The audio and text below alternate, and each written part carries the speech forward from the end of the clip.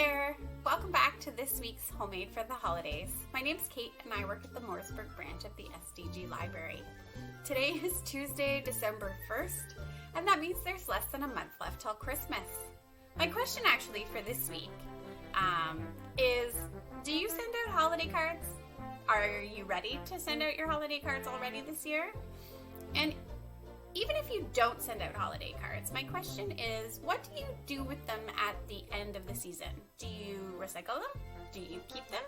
Do you upcycle them into something else?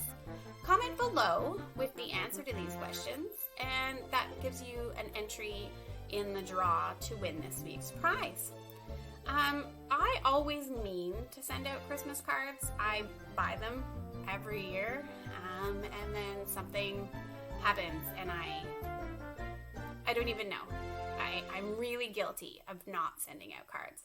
This year, I think it's even more important to connect with our friends and family in this way. So because I actually have a little bit of extra time on my hands with the kids, I thought it would be fun to make some Christmas cards this year. I'm not sure that we'll make enough to mail to everybody, but for some immediate friends and family, I think it's a great little pick-me-up. So actually, this week, I am going to teach you guys to marble paper to make your own gift wrap and Christmas card paper. So if you give me a minute to just gather my materials, I'll meet you back here and I'll teach you how to do that.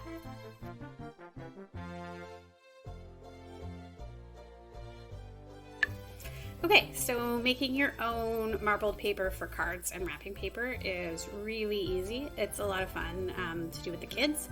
So first you're just going to get any sort of tray. I have this disposable metal one that I've been using for a while, but you can also use a plate, anything. You could do it right on your table if you wanted. But so you just spray shaving foam to make a nice layer.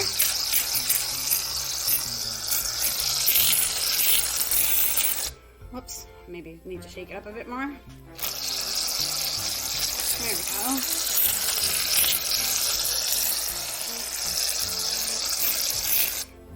Okay, so put that off to the side. Then you're just going to take just your regular food coloring. I'm going to use green, and I have a little bit of red left. And you just put it in drops kind of all over. And this is where you get to kind of choose how much color is on your paper. So there's some green, there's some red. Oops, there's only a little bit of red. The kids love doing this, so we're kind of running low. If you want to add a bit of sparkle, you can add sparkles, or I found this just at the dollar store, or I think Walmart has it too. It's just some glitter paint, but you can add that as well if you want, or you can just leave it just plain. So we'll add a bit of that. Then you're just going to take a toothpick or a knife or a fork or anything, and you're just going to swirl your colors. Just like that. You can mix it up as much or as little as you want. If you mix it a little more, it's a little bit more fun. There's a little bit less blobs, but don't mix it too much or you'll have blended colors. Okay, so the next step is to take the paper that you're using, and I am just using linen cardstock. I got it at the dollar store. It's the perfect size for cards. And you just take that and you place it down on your shaving foam, and you're going to give it a little bit of a press to make sure that all of it is coated. And you can kind of choose where you want it in your tray based on how your design looks. And then you're going to slowly just peel it up from the shaving foam. Okay, so I've peeled the paper off of the shaving foam, and this is what it looks like. So I'm just going to put it down on my towel. And then I'm going to take a ruler. It has a nice straight edge. You can use anything. I've used knives. I've used, I don't even know, everything.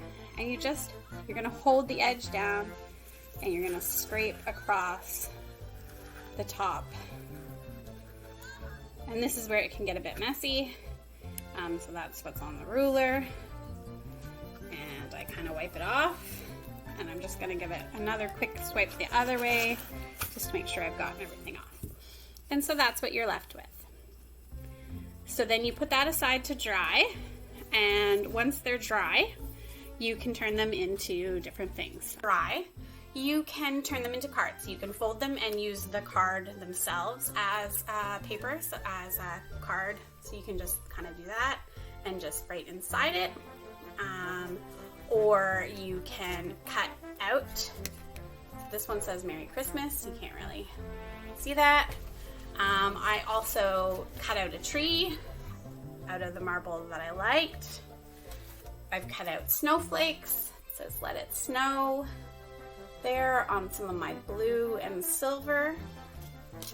And you can also wrap presents. Now, if you have bigger paper, you can wrap bigger presents. You just need a bigger tin to do the marbling.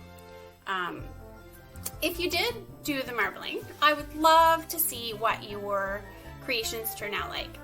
Please share a photo with the library to just show us what they look like. One of the great things about this project is that it never turns out the same. So I kind of love the uniqueness of it. So I'm hoping that you'll share your photos. Anyway, I hope you had a great time with this activity. It's one of those ones that you can bring back time and time again, depending on the season that you need paper for. It makes great birthday cards too if you use more rainbowy colors. Anyway, I hope you enjoyed it, and join us next week when Stacy and I are together again to make snowmen out of socks. It is so much fun, and they are so cute, and I love them to bits. So I hope you'll join us next week. Thanks. Have a great day.